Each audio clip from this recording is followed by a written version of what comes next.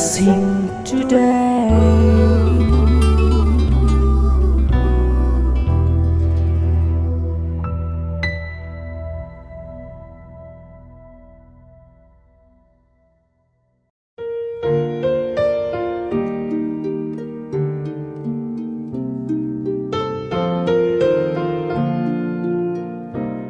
Blessing ടുഡേയിലേക്ക് സ്വാഗതം.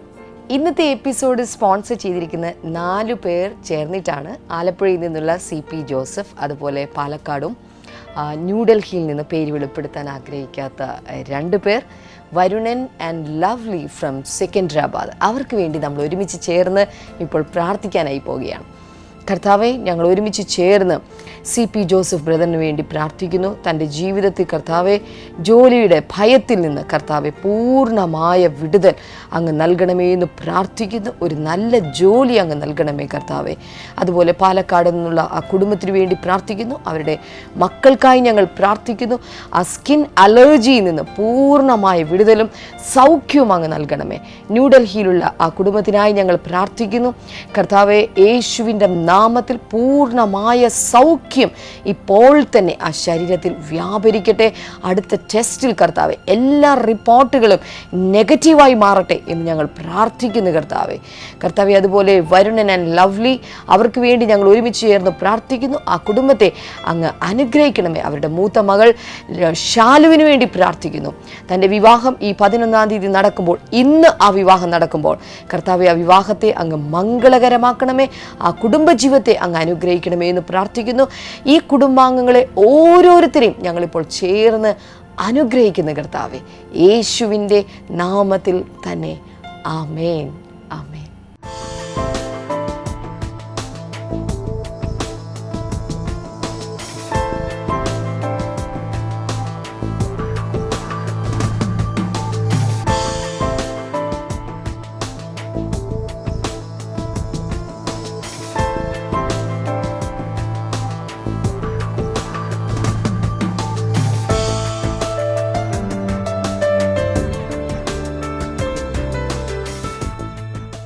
ഇന്നത്തെ എപ്പിസോഡിൽ നാം ഒരുമിച്ച് ചേർന്ന് കാണാനായി പോകുന്നത് കോട്ടയം മെഗാ ബ്ലെസ്സിംഗ് ഫെസ്റ്റിവലിൽ നിന്നിട്ടുള്ള ദൃശ്യങ്ങളും മറ്റ് കാര്യങ്ങളും ഒക്കെയാണ്. കോട്ടയത്തു നിന്നുള്ള ചിലർ ചേർന്ന് നടത്തുന്ന ഒരു ടോക്ക് ഷോ കൂടെ നിങ്ങൾക്ക് കാണാം. അതിനിടയിൽ ബ്രദർ ഡാമിയൻ്റെ സന്ദേശങ്ങൾ, അവിടെ തന്നെ നൽകിയ സന്ദേശങ്ങൾ, ആരാധന, സാക്ഷ്യങ്ങൾ, ഇതൊക്കെ നമുക്ക് ശ്രവിച്ചിട്ട് ഒടുവിലായി നമുക്ക് ഒരുമിച്ച് ചേർന്ന് പ്രാർത്ഥിക്കാം.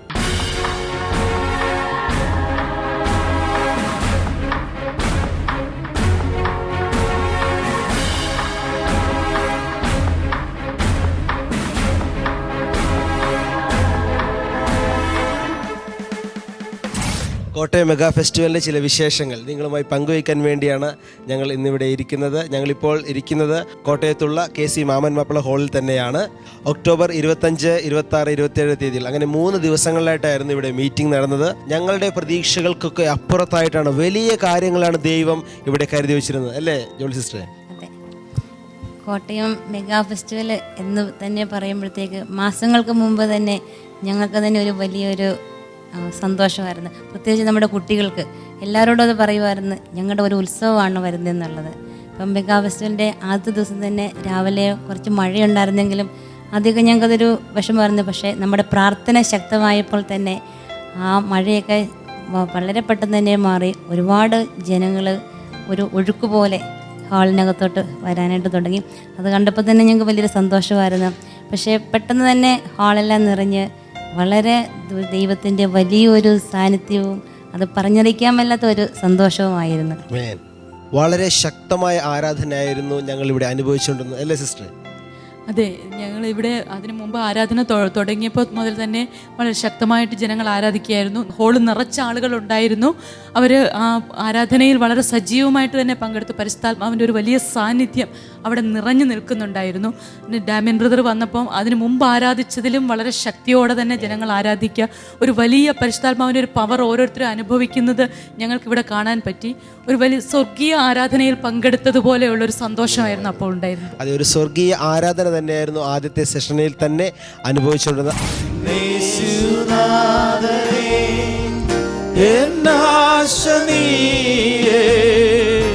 എന്നാളും മണ്ണിൽ നീ മതിയേ.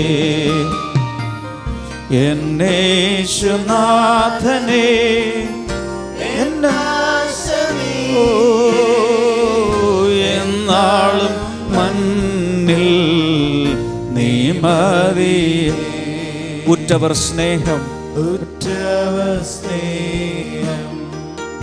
അറ്റുപോയാലും ഏറ്റവും പ്രിയർ വിട്ടു മാറിയാലും ഉറ്റവർ സ്നേഹം അറ്റുപോയാലും ഏറ്റവും പ്രിയർ വിട്ടു മാറിയാലും മാറ്റമില്ലാത്ത മിത്രം നീ മാത്രം, മറ്റാരുമില്ല പ്രാണപ്രിയ. മാറ്റമില്ലാത്ത മിത്രം നീ മാത്രം, മറ്റാരുമില്ല പ്രാണപ്രിയ.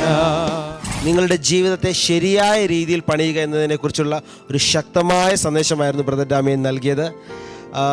എനിക്ക് തോന്നുന്നു ഭയങ്കര നമ്മൾ ഇതുവരെ ചിന്തിച്ചിട്ടില്ലാത്തൊരു തലത്തിൽ നിന്നുകൊണ്ടായിരുന്നു ബ്രദർ ഡാമിയൻ ബൈബിളിൽ നിന്ന് സംസാരിച്ചത്, അല്ലേ സിസ്റ്ററെ? ബ്രദർ ഡാമിയൻ ആമുഖമായി തന്നെ ഈ ഒരേ സംഭവത്തിൽ പരസ്പര വിരുദ്ധമായി വ്യക്തികൾ എങ്ങനെ പെരുമാറുന്നു, അതുപോലുള്ള രണ്ട് മരങ്ങൾ, രണ്ട് ആൾക്കാർ എങ്ങനെ പെരുമാറുന്നു, അതിനെപ്പറ്റിയൊക്കെയാണ് സംസാരിച്ചത്. അതിനുശേഷം രണ്ട് വീട് പണിക്കാർ എങ്ങനെ വീട് പണിയുന്നു, പാറപ്പുറത്ത് പണിയുന്ന ആളും വെറുതെ മണ്ണിൻ്റെ പുറത്ത് പണിയുന്ന ആളും എങ്ങനെയാണ്, അതിൻ്റെ അടിസ്ഥാനം നമുക്ക് ബ്രദർ പറഞ്ഞു തന്നു. അപ്പോൾ തന്നെ മനസ്സിലായി ബ്രദറിൻ്റെ സന്ദേശം എങ്ങോട്ടാണ് പോകുന്നത് എന്ന് നമുക്ക് മനസ്സിലാക്കാൻ സാധിക്കും. അതെ സിസ്റ്ററെ, ആ ഒരു ഇൻട്രൊഡക്ഷൻ കേട്ടപ്പോൾ തന്നെ നമുക്ക് മനസ്സിലായി ബ്രദർ ഡാമിയൻ എങ്ങോട്ടാണ് ഈ മെസ്സേജ് കൊണ്ടുപോകുന്നതെന്ന്. ആ ശക്തമായൊരു ഇൻട്രൊഡക്ഷൻ മെസ്സേജിന്റെ ആമുഖം നമുക്കിപ്പോൾ വാച്ച് ചെയ്യാം. Today's message is titled Build Your Life the Right Way.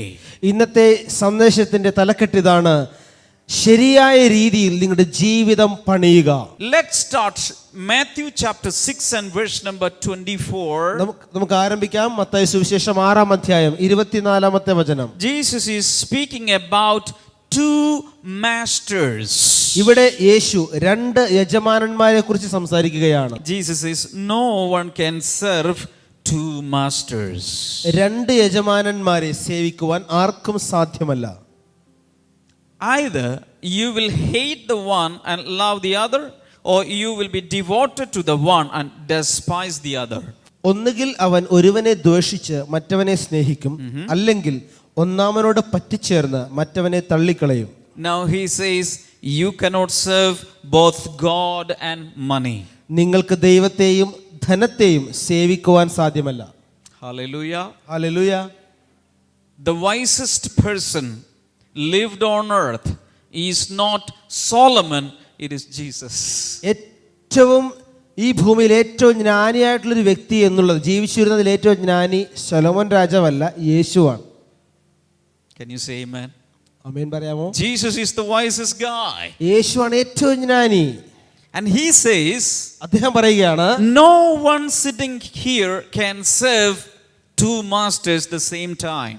ഇവിടെ ഇരിക്കുന്ന ഒരാൾക്കും ഒരേ സമയം ധനത്തെയും രണ്ട് യജമാനന്മാരെ സേവിക്കാൻ കഴിയുകയില്ല. And these two masters are God and money. ഏതൊക്കെയാണ് ഈ രണ്ട് യജമാനന്മാർ? ഒന്ന് ദൈവം, മറ്റൊന്ന് ധനം, പണം. Hello. Two masters. രണ്ട് യജമാനന്മാർ.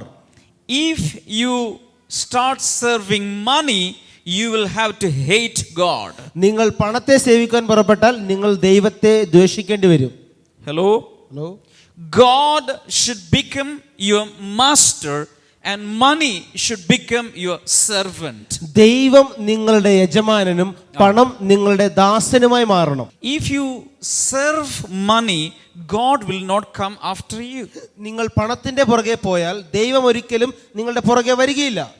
But if you go after God, money will come after you. പക്ഷേ നിങ്ങൾ ദൈവത്തിന്റെ പുറകെ പോയാൽ പണം നിങ്ങളുടെ പുറകെ വരും. Psalm 23 and verse number 6. സങ്കീർത്തനം 23:6 വചനം. Surely goodness and mercy shall follow you all the days of your life.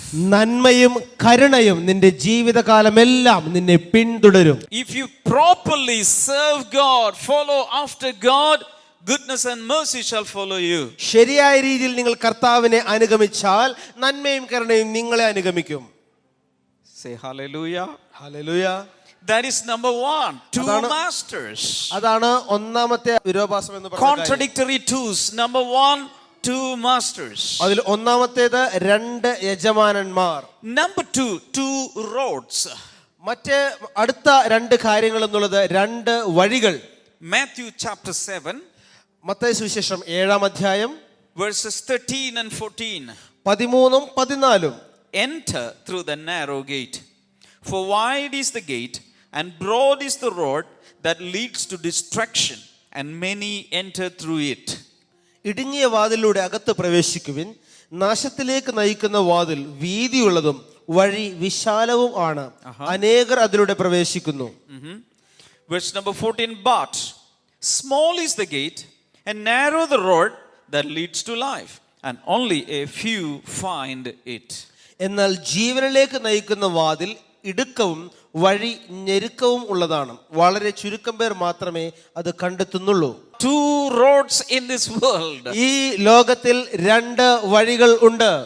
One road is very, very broad. അതിൽ ഒരു വഴി എന്നുള്ളത് വളരെ വീതിയുള്ളതാണ്. It is a broad way. അത് വളരെ വീതിയുള്ള ബ്രോഡ്വേ ആണ്.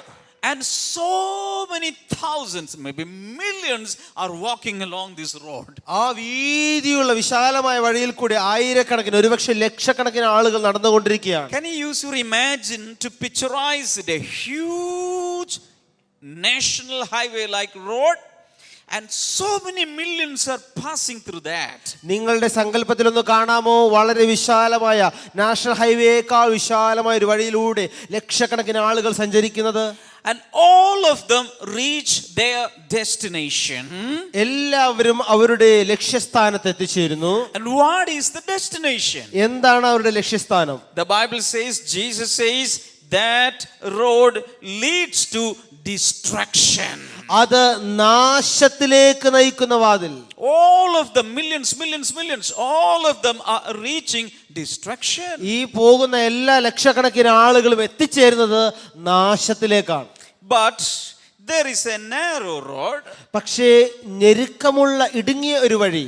A few people are only passing through that. ചുരുക്കം ചിലർ മാത്രമേ അതിലൂടെ നടന്നു പോകുന്നുള്ളൂ.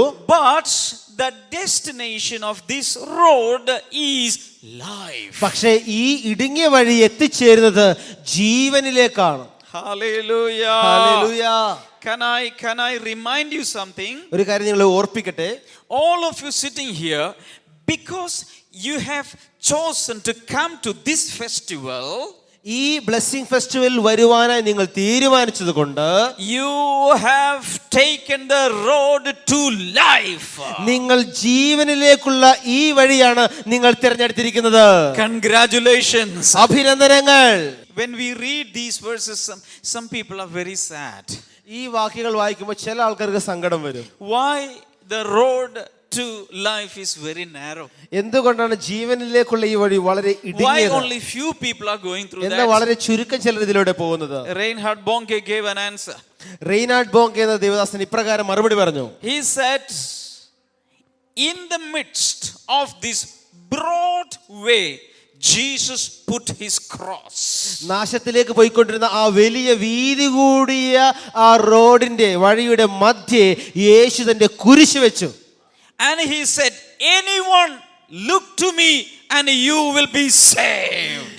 എന്നെ നോക്കുന്ന ഏവനും അവൻ രക്ഷിക്കപ്പെടും.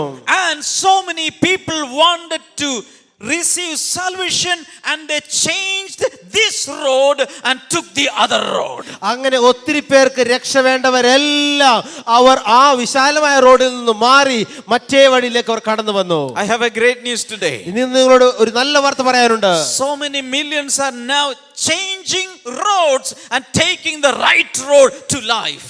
ഇന്ന് അനേക ആയിരങ്ങൾ ദിനംപ്രതി അവരുടെ വഴി വിട്ടുകൊണ്ട് ജീവന്റെ വഴിയിലേക്ക് വന്നുകൊണ്ടിരിക്കുകയാണ്. Hallelujah. Hallelujah. Now, the third contradicting two is two trees. മൂന്നാമത്തെ വിരോധാഭാസമായ കാര്യം എന്നുള്ളത് രണ്ട് വൃക്ഷങ്ങൾ. Let us read Matthew chapter 7. Mathai സുവിശേഷം 7-ാം അധ്യായം verse number 15 onwards. 15-ാമത്തെ വാക്യം മുതൽ. Watch out for false prophets. They come to you in sheep's clothing, but inwardly they are ferocious wolves. കള്ളപ്രവാചകന്മാരെ സൂക്ഷിച്ചുകൊള്ളുവിൻ, അവർ ആടുകളുടെ വേഷത്തിൽ നിങ്ങളെ സമീപിക്കുന്നു, ഉള്ളിലോ അവർ ക്രൂരരായ ചെന്നായ്ക്കളാണ്. Hello. So in this world there are two kinds of prophets, false prophets and true prophets. ഈ ലോകത്തിൽ രണ്ട് തരത്തിലുള്ള പ്രവാചകന്മാരുണ്ട്. ശരിയായിട്ടുള്ള പ്രവാചകന്മാരുണ്ട്, കള്ളപ്രവാചകന്മാരുമുണ്ട്. Jesus is comparing them to trees. അവരെ രണ്ട് വൃക്ഷങ്ങളുമായി യേശു താരതമ്യപ്പെടുത്തുകയാണ്. Verse number 16, by their fruit you will recognize them. 16-ാമത്തെ വചനം, അവരുടെ ഫലം കൊണ്ട് നിങ്ങൾക്ക് അവരെ തിരിച്ചറിയാൻ കഴിയും. Do people pick grapes from thorn bushes or figs from thistles? മുൾച്ചെടിയിൽ നിന്ന് മുന്തിരിപ്പഴവും ഞെരിഞ്ഞിലുകളിൽ നിന്ന് അത്തിപ്പഴവും പറിക്കാറുണ്ടോ? Likewise, every good tree bears good fruit, but a bad tree bears a bad fruit. നല്ല വൃക്ഷം നല്ല ഫലവും ചീത്ത വൃക്ഷം ചീത്ത ഫലവും കായ്ക്കുന്നു. A good tree cannot bear bad fruit, and a bad tree cannot bear good fruit. നല്ല വൃക്ഷത്തിന് ചീത്ത ഫലവും ചീത്ത വൃക്ഷത്തിന് നല്ല ഫലവും കായ്ക്കുവാൻ സാധ്യമല്ല. Verse number 9, now the result of being good tree and the result of being bad tree. 19-ാമത്തെ വചനത്തിൽ ഒരു നല്ല വൃക്ഷത്തിന്റെ ഫലം എന്താണെന്ന് കാണിക്കുന്നു, ചീത്ത വൃക്ഷത്തിന്റെ ഫലം കാണിക്കുന്നു. Every tree that does not bear good fruit is cut down and thrown into the fire. നല്ല ഫലം പുറപ്പെടുവിക്കാത്ത ഏത് വൃക്ഷവും വെട്ടി തീയിലിടുന്നു. Thus by their fruit you will recognize them. അങ്ങനെ അവരുടെ ഫലം കൊണ്ട് നിങ്ങൾക്ക് അവരെ തിരിച്ചറിയാം. Hallelujah. Hallelujah. Lift up your right hand. നിങ്ങളുടെ വലതുകരം ഉയർത്തി People everywhere. എല്ലായിടത്തും And say hallelujah. ഒരു ഹല്ലേലൂയ പറഞ്ഞാലും. Jesus says good tree bears good fruit. യേശു പറയുന്നു നല്ല വൃക്ഷം നല്ല ഫലം കായ്ക്കുന്നു. Suppose there is a tree here. ഇവിടെ ഒരു വൃക്ഷമുണ്ടെന്ന് ചിന്തിക്കുക. How do you know that this is a good tree or bad tree? ഇത് നല്ല വൃക്ഷമാണോ ചീത്ത വൃക്ഷമാണോ നിങ്ങൾ എങ്ങനെ അറിയും? You don't need to go and dig its roots and say, oh, the root is good, so the tree is good. നിങ്ങൾ ആ വൃക്ഷത്തിന്റെ കടക്കൽ ചെന്ന് അത് മാന്തി അതിന്റെ വേര് നോക്കേണ്ട ആവശ്യമില്ല, അത് നല്ലതാണോ ചീത്തതാണോ എന്ന് അറിയാം. You don't need to cut the trunk and find if it is good or bad. നിങ്ങൾക്ക് ആ വൃക്ഷത്തിന്റെ തടി വെട്ടി നോക്കിയിട്ട് ഇത് ചീത്തതാണോ നല്ലതാണോ എന്ന് അറിയേണ്ട ആവശ്യമില്ല. You don't need to take the branches and cut it and check whether it is good or bad. അതിന്റെ കൊമ്പുകൾ വെട്ടിയെടുത്തിട്ട് അത് പരിശോധിക്കണമെന്നില്ല, നല്ലതാണോ ചീത്തതാണോ എന്ന് You അറിയാം. don't need to check the leaves, ഇലകൾ പരിശോധിക്കേണ്ട ആവശ്യമില്ല. but check the fruit. പക്ഷേ നിങ്ങൾ അതിന്റെ പഴം, അതിന്റെ ഫലം നിങ്ങൾ പരിശോധിക്കൂ. If the fruit is good, the tree is good. അതിന്റെ ഫലം നല്ലതാണെങ്കിൽ വൃക്ഷവും നല്ലതാണ്. വളരെ അനുഗ്രഹിക്കപ്പെട്ട സാക്ഷ്യങ്ങളാണ് നമ്മൾ കോട്ടയത്ത് കേട്ടത്, അല്ലേ സിസ്റ്ററെ? അതെ, ഞങ്ങൾ വളരെ അതിശയിച്ചു പോയി.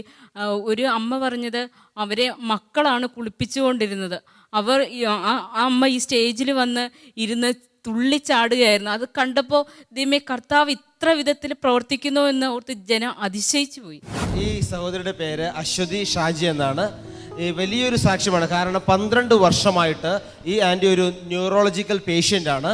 തൻ്റെ തലച്ചോറിൽ ചില ഭാഗങ്ങളിൽ ഞരമ്പുകൾ ബ്ലോക്ക് ആവുന്ന ഒരു പ്രശ്നം തനിക്കുണ്ടായിരുന്നു. അതുകൊണ്ട് 12 വർഷത്തോളമായി വലിയ വില കൂടിയ മരുന്നുകൾ, വലിയ ഹൈ ഡോസുള്ള മരുന്നുകളാണ് താൻ കഴിച്ചുകൊണ്ടിരുന്നത്. ആൻറ്റി പറയുന്നത് തൻ്റെ ഭർത്താവ് ഒരു കൂലിപ്പണിക്കാരനാണ്. 3 ദിവസം കൂടുമ്പോൾ ചില സമയത്തൊക്കെ മരുന്നിന് 1500 രൂപയാണ് അതിൻ്റെ വില എന്നുള്ളത്. പക്ഷെ ഇവരാരോട് സഹായം ചോദിക്കുകയില്ല. എനിക്ക് ഒരു ജോലിയും ചെയ്യാൻ സാധിക്കില്ലായിരുന്നു. താൻ കഴിഞ്ഞ 1 വർഷമായിട്ട് അത് സിവിയറായി. തൻ്റെ വീട്ടിലെ കുഞ്ഞുങ്ങളുടെ കാര്യമോ ഭർത്താവിൻ്റെ കാര്യമോ ഭക്ഷണമോ ഒന്നും വെച്ചു കൊടുക്കുവാൻ സാധിക്കാതെ കുഞ്ഞുങ്ങളാണ് ബാത്റൂമിൽ വരെ കൊണ്ടുവന്നത്. അതുപോലത്തെ ഒരു സ്റ്റേജിൽ താൻ എത്തിയിരുന്നു. അങ്ങനെ 2 മാസങ്ങൾക്ക് മുമ്പ് ഈ ആൻറ്റി ബ്ലെസ്സിംഗ് ടുഡേ കാണാൻ തുടങ്ങിയപ്പോൾ യേശുവിനെയുള്ള ഒരു വിശ്വാസം, യേശു ആരാണെന്ന് എനിക്ക് മനസ്സിലായി. യേശുള്ളൊരു വിശ്വാസം തൻ്റെ അകത്ത് കടന്നിരുന്നു. അതിന് മുൻപൊക്കെ താൻ പറയുന്നത് ബ്ലെസ്സിംഗ് ടുഡേ കാണുന്ന കർത്താവേ എൻ്റെ രോഗം എന്നൊക്കെ പറയും, എവിടെയോ എയറിലേക്ക് പറയുന്നത് പോലെ അങ്ങനെ പറയുന്നതല്ലാണ്ട് യേശു എന്താണെന്ന് ഒന്നും അറിയില്ലായിരുന്നു. ബ്ലെസ്സിങ്ങിലൂടെ കഴിഞ്ഞപ്പോൾ യേശു സൗഖ്യമാക്കുന്നവരാണ്, എന്നെ രക്ഷിക്കുന്നുള്ള വിശ്വാസം വന്നു. ഈ വലിയൊരു രോഗസൗഖ്യത്തിൻ്റെ ഒരു പ്രത്യാശ തൻ്റെ അകത്ത് വന്നു. താൻ പറയുന്നത് ബ്ലെസ്സിങ്ങിലൂടെ കണ്ട് ഒരു 2 ആഴ്ചക്കകത്ത് തനിക്ക് ക്രമേണ ആ 2 ആഴ്ചക്കകത്തായിരുന്നു ആ ഹീലിംഗ് പ്രോസസ്സ് നടന്നത്. 2 ആഴ്ച കഴിഞ്ഞപ്പോൾ തനിക്ക് 1 വർഷമായിട്ട് നടക്കുവാൻ സാധിക്കാതിരുന്ന താൻ വീട്ടിൽ നിന്ന് താൻ പുറത്തു പോയിട്ടില്ല, ബസ്സിലെങ്ങ് യാത്ര ചെയ്തിട്ടില്ല, താൻ സൗഖ്യമായി 2 മാസമായിട്ട് എല്ലാ ജോലികളും ചെയ്യുന്നു. വളരെ നാളുകൾ കൂടി 1 വർഷത്തിന് ശേഷം ആദ്യമായിട്ട് ബസ് കയറി ഇന്നിവിടെ ആരാധനയ്ക്ക് ഈ മെഗാ ഫെസ്റ്റിവലിൽ വന്നിരിക്കുകയാണ്. ഇന്ന് ആദ്യമായിട്ടാണ്, 1 വർഷം കഴിഞ്ഞ് ആദ്യമായിട്ടാണ് ഞാൻ ബസ്സിൽ കയറുന്നത്. ഓ, ഇന്ന് ഇതിനു വേണ്ടി മാത്രമായിട്ട് വന്നത്. ഈ 2 മാസത്തിൽ താൻ മരുന്ന് കഴിച്ചിട്ടില്ല, ഒന്നും ചെയ്തിട്ടില്ല. ഇങ്ങനെ പോലെ ഇരിക്കാൻ മേലായിരുന്നു. 12 വർഷമായി ഞാൻ നിലത്തിരുന്നിട്ട്. കർത്താവിനോട് ഞാൻ പറഞ്ഞു എനിക്ക് നിലത്ത് മുട്ടുകുത്തിയിരുന്ന് പ്രാർത്ഥിക്കണമെന്ന് പറഞ്ഞു. അങ്ങനെ ഞാൻ നിലത്ത് ഇരുന്ന് പ്രാർത്ഥിച്ചു. ഒന്ന് നിലത്തിരുന്ന് കാണിച്ചേ ചേച്ചി, ഇരിക്കാൻ പറ്റുന്നുണ്ടോ എന്ന് നോക്കട്ടെ. മുട്ടുകുത്തി അങ്ങനെ ഇരുന്ന് പ്രാർത്ഥിച്ച് വന്നു കഴിയുമ്പോൾ എനിക്ക് ഞാൻ പറഞ്ഞു മുട്ടു മടക്കി എനിക്ക് പ്രാർത്ഥിക്കണമെന്നുണ്ട്. അപ്പം ഈ കാൽ രണ്ടും കൂടി ഇങ്ങനെ വന്ന് ഇങ്ങനെ അതെ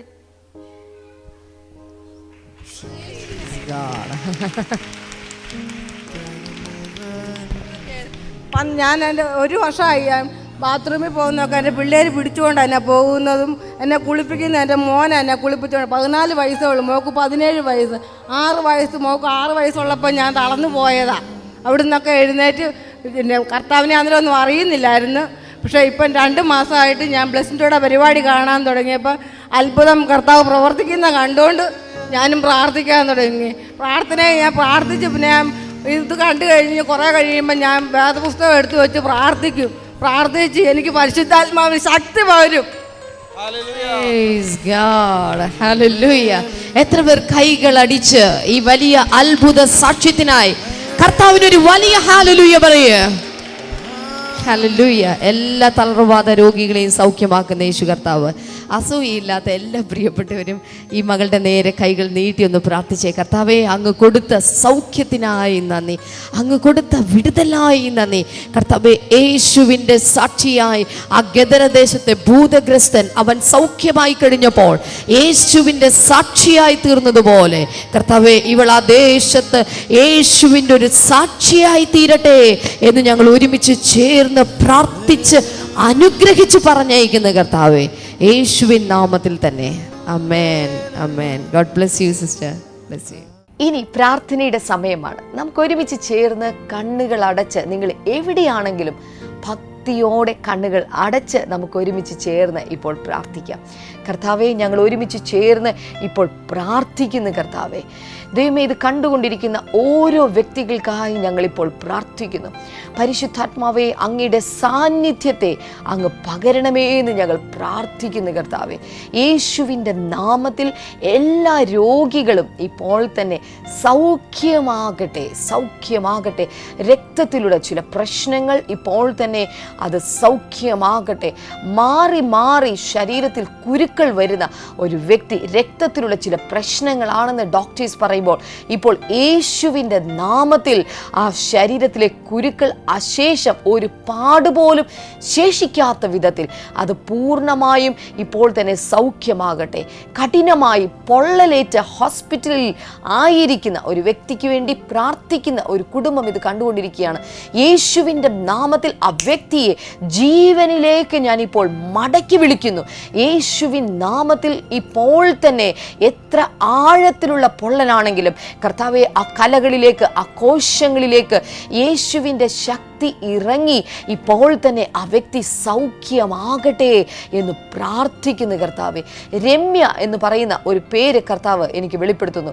രമ്യ എന്ന് പറയുന്ന ഒരു പേര്, നിങ്ങൾക്ക് ജോലി സംബന്ധമായി വലിയ പ്രശ്നങ്ങൾ നിങ്ങൾ ഇന്ന് അനുഭവിച്ചുകൊണ്ടിരിക്കുക. മറ്റു പലരോടും നിങ്ങൾക്ക് പറയാൻ സാധിക്കാത്ത ചില പ്രശ്നങ്ങൾ നിങ്ങൾ അനുഭവിച്ചുകൊണ്ടിരിക്കുകയാണ്. യേശുവിൻ്റെ നാമത്തിൽ ആ പ്രശ്നത്തിൻ്റെ മേൽ ഒരു വലിയ പരിഹാരത്തെ കർത്താവ് ഇതാ ഇപ്പോൾ കൽപ്പിച്ചിരിക്കുകയാണ്. യേശുവിൻ്റെ നാമത്തിൽ മൂക്കിനകത്ത് ചില പ്രശ്നങ്ങൾ കർത്താവിത മാറ്റുകയാണ്. എല്ലായ്പ്പോഴും തുമ്മിക്കൊണ്ടിരിക്കുന്ന ഒരു വ്യക്തിയാണ്, എല്ലായ്പ്പോഴും കോൾഡിന്റെ പ്രശ്നം, മൂക്കിനകത്ത് ചില പ്രശ്നങ്ങൾ കർത്താവ് ഇപ്പോൾ ഇതാ സൗഖ്യമാക്കുകയാണ്. യേശുവിൻ്റെ നാമത്തിൽ ആ രോഗി ഇപ്പോൾ തന്നെ സൗഖ്യമാകട്ടെ. ഏത് തരത്തിലുള്ള രോഗമാണെങ്കിലും ഇപ്പോൾ നിങ്ങളായിരിക്കുന്ന സ്ഥലത്ത് ആ സ്ഥലത്ത് തന്നെ നിന്നുകൊണ്ട് വിശ്വാസത്തോടെ യേശുവേ എന്ന് വിളിച്ചുകൊണ്ട് പ്രാർത്ഥിക്കുകയും അപ്പോൾ തന്നെ രോഗമുള്ള ഭാഗത്തേക്ക് നിങ്ങളുടെ വലത്തെ കൈ എടുത്തു വെക്കാൻ തുടങ്ങിയാലും യേശുവിൻ്റെ നാമത്തിൽ എല്ലാ രോഗങ്ങളും ഇപ്പോൾ തന്നെ സൗഖ്യമാകട്ടെ. കണ്ണിൻ്റെ പ്രശ്നങ്ങൾ ഇപ്പോൾ തന്നെ മാറിപ്പോകട്ടെ. ഒരു പ്രത്യേക സമയമായി കഴിഞ്ഞാൽ പിന്നെ കണ്ണ് കാണാൻ പറ്റാത്തതുപോലെ പ്രശ്നം അനുഭവിക്കുന്നത് യേശുവിൻ്റെ നാമത്തിൽ ഇപ്പോൾ തന്നെ ആ വ്യക്തികൾ സൗഖ്യമാകട്ടെ എന്ന് പ്രാർത്ഥിക്കുന്നു. എല്ലാ രോഗികളും യേശുവിൻ്റെ നാമത്തിൽ ഇപ്പോൾ തന്നെ സൗഖ്യമാകട്ടെ. ആമേൻ, ആമേൻ, ആമേൻ. കർത്താവ് നിങ്ങളെ ധാരാളമായി അനുഗ്രഹിക്കട്ടെ. ഈ ആഴ്ചയിൽ നമ്മുടെ ബ്ലെസ്സിംഗ് ഫെസ്റ്റിവൽ നടക്കുന്നത് ഈ വെള്ളിയാഴ്ച തിരുവനന്തപുരം ജില്ലയിലെ അമരവിളയിൽ വെച്ചിട്ടാണ്. രാവിലെ 10 മണി മുതൽ ഉച്ചയ്ക്ക് 1 മണി 2 മണി വരെ നടക്കുന്ന മീറ്റിംഗിലേക്ക് ഞാൻ എല്ലാ പ്രിയപ്പെട്ടവരെയും സ്വാഗതം ചെയ്യുന്നു. പിറ്റേ ദിവസം, അതായത് ഈ ശനിയാഴ്ച നടക്കാൻ പോകുന്ന തൃശ്ശൂരിലാണ്. കൂടുതൽ വിവരങ്ങൾ നിങ്ങൾക്ക് ഈ സമയത്ത് സ്ക്രീനിൽ നിങ്ങൾക്ക് കാണാൻ സാധിക്കുന്നുണ്ടല്ലോ. നാളത്തെ എപ്പിസോഡിലൂടെ വീണ്ടും നമുക്ക് കാണാം.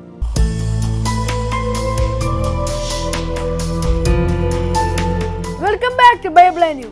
ഇന്നത്തെ ചോദ്യം ഇതാണ്: ഹെബ്രോൺ എന്ന വാക്കിന്റെ അർത്ഥം എന്ത്? What is the meaning of Hebron? Options: A സംസർഗം, ബി കൂട്ടായ്മ, സി ഇണക്കം, ഡി കൂട്ടാളിത്തം.